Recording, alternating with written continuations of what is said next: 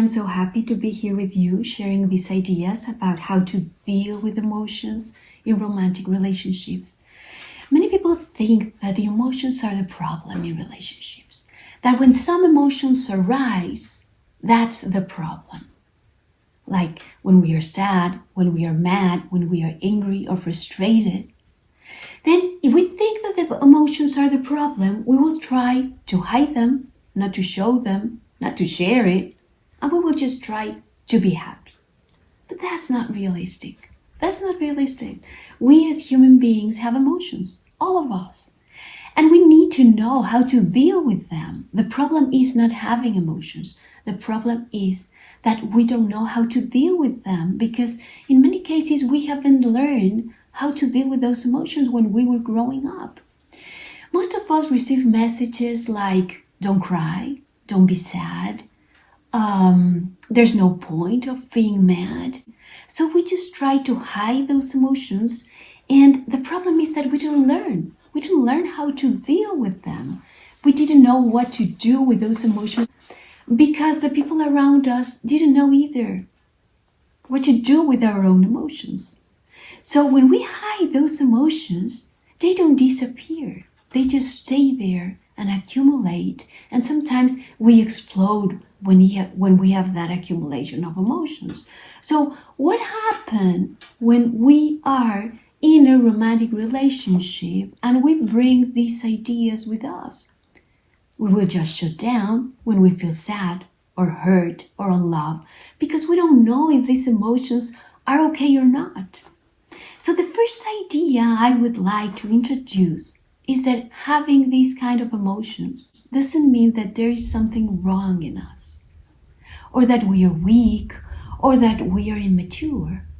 Having these emotions, all kind of emotions, is normal because we are human beings. And as human beings, emotions arise in us when there is something going on in our lives.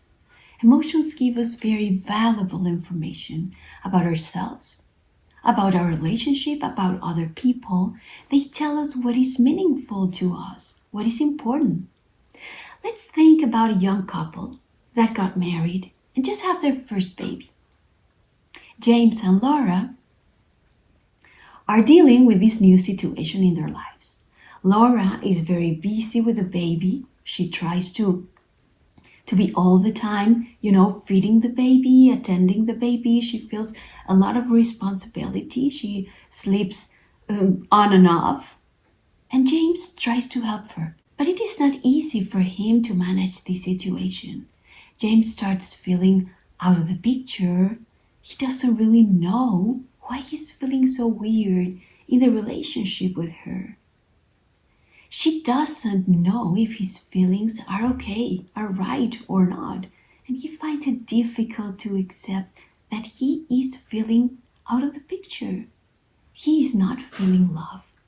So instead of digging a little bit in his own experience, he just starts being very critical to her. Why is it difficult to face these feelings? Because we don't know how to handle them, or what to do or say when we feel hurt or unloved.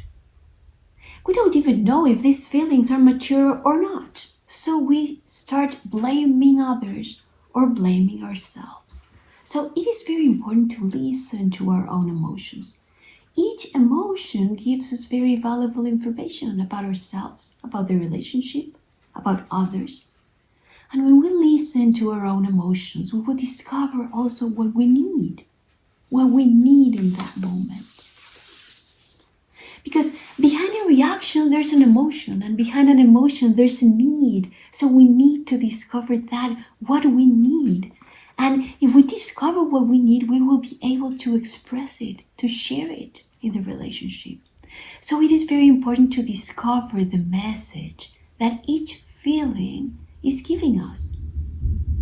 There has been a lot of confusion about how emotions should be expressed in romantic relationships. Some writers have argued that feelings should be always expressed, while others say that feelings cause problems and should not be expressed.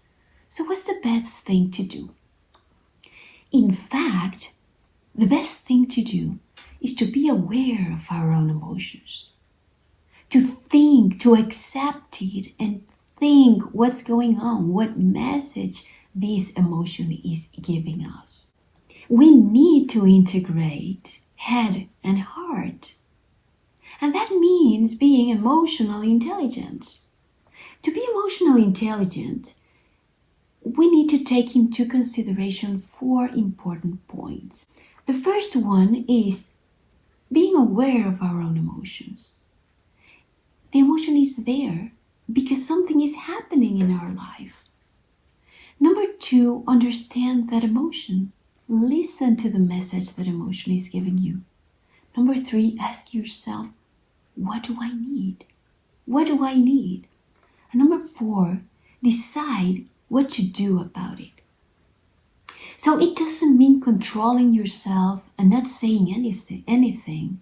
It doesn't mean suppressing your own emotion, because it doesn't work. It would just build up if we suppress that emotion. So let's think about this same situation of Laura and James.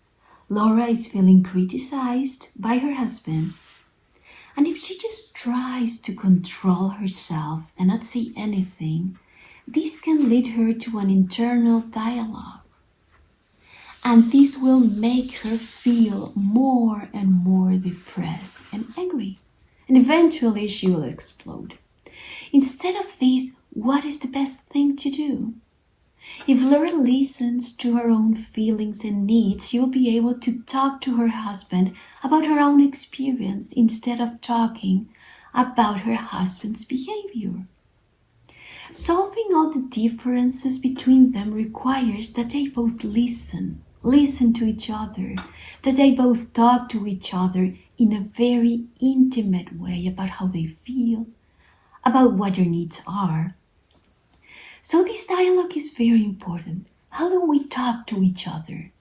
What does it mean to have a good dialogue, a good conversation?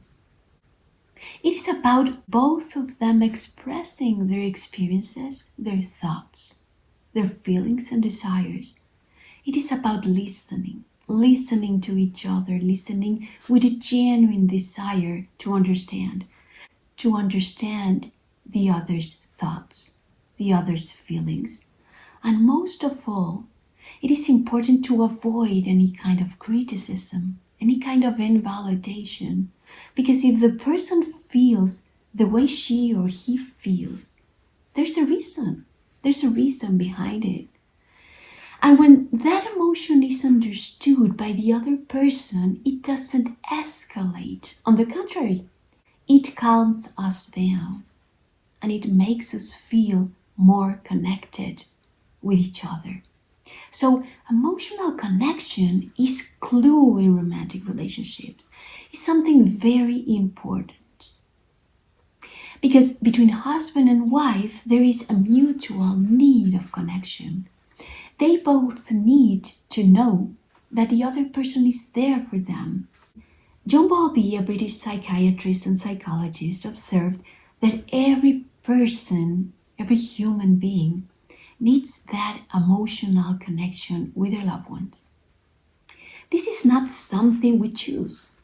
It is something that is wired in our brain. Bowlby said that we are beings who need to know that when we ask for help, someone will come.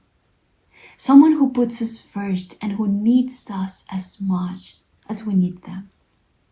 And he concluded, through his own experience and observations, that when we have that refuge, that secure base, that sense of closeness with each other, we feel stronger. If we take this to the couple's relationships, we will realize that what is behind all those moments of discussions that we think are about money or about children, if we really listen, what is really going on behind that drama is a series of questions about our connection. And what kind of questions are those that we ask ourselves? We ask, are you there for me? Could I count on you? Will you come if I called you no matter what? Would you put me first, just for a moment? These questions are about our connection, about our emotional connection, about whether you and your partner feel connected or not, whether you are accessible or not to each other. If the answer to these questions is yes, it means that your connection is strong and that calms your nervous system. If the answer is I don't know, it could make you feel anxious in the relationship and not secure, so you need to work on the relationship. This closeness that we feel comes from sharing our emotions with each other, our deepest emotions. It comes from validating our own emotional world and our partner's feelings. It has to be with understanding each other and having empathy when the other person is sharing with you his or her own feelings. We know that life is not static. Life is dynamic. We go through ups and downs. And in our married lives, we will go through joys and sorrows, through ups and downs. And the best thing that can happen to both of you is to share all those moments together. Not only joys of course, but also when you feel sad, when you feel lonely. Share it with the person you chose to share your life with. And every moment shared together will make your connection stronger, will make your bond and your love more complete. Thank you and have a blessed day.